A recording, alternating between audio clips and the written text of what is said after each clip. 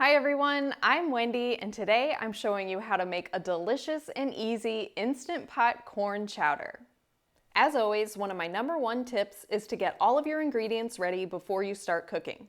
This makes the process go a lot smoother so you're not running around the kitchen searching for ingredients while you're cooking. Then I'm going to start by turning on the saute function on my Instant Pot and I'm setting that to high. If you don't have an Instant Pot, feel free to cook this on the stovetop. You can absolutely follow the same basic steps with a large pot on the stove.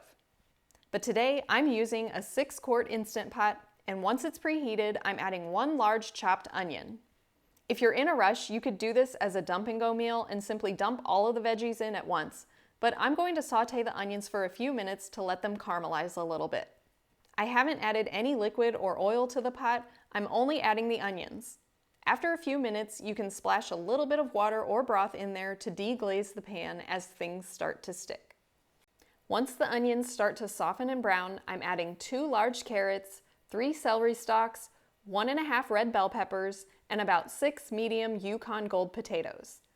I like to have a little bit of everything in every spoonful, so I like to chop the veggies all pretty fine, but feel free to chop them however you like. I've also peeled the potatoes today, but you can feel free to leave the skin on if you prefer. Next up is 4 to 6 minced garlic cloves and 1 serrano pepper. These can be spicy, so you can remove the ribs and seeds for less heat or leave the pepper out altogether if you prefer. Then I've got 2 15-ounce cans of corn that I've drained. When using canned corn, I like to find no salt added corn. Or alternatively, you could use about 3 cups of fresh or frozen corn. Next, I'm adding a 15-ounce can plus another ½ cup of cannellini beans that I've drained and rinsed. Try to find low or no salt added beans. Then I'm adding in 3 cups of vegetable broth. If you're cooking this on the stovetop, you may need to add more liquid. Since the Instant Pot is sealed, there won't be any evaporation like there is on the stovetop. But you could start with the 3 cups and as it cooks down on the stovetop, add more only if needed to reach your desired consistency. Next, I've got all of the seasonings.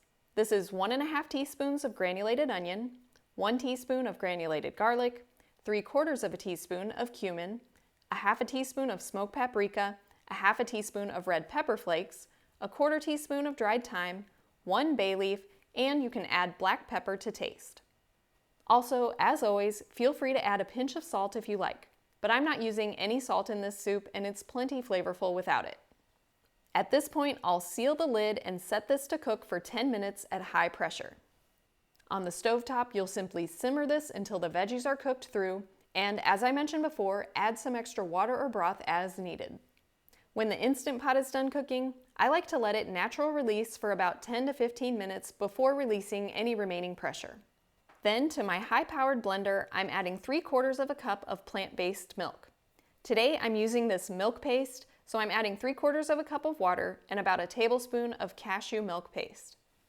But you can use whatever kind of plant-based milk you prefer. Then, after removing the bay leaf, I'm going to carefully transfer about 2 cups of the soup to the blender. Be very careful while blending as this is going to be hot. If you prefer, you could also add the milk directly to the soup and just use an immersion blender to partially blend it in the pot. But otherwise, once this is blended, add it back into the pot, stir everything together, and your soup is ready to go. This is great on its own, on top of rice or other whole grains, or along with some homemade bread. If you'd like, you can check out my mom's whole wheat recipe at the link here in the corner. You can also garnish the soup however you like, maybe with some fresh cilantro or parsley and a little bit of hot sauce. Hit the thumbs up if you enjoyed this recipe and check out this playlist for more soup and stew ideas. Feel free to leave comments for any kind of soup you'd like to see me recreate for the Instant Pot, and you can find more Instant Pot recipes here. Thanks for watching, and I hope to see you next time.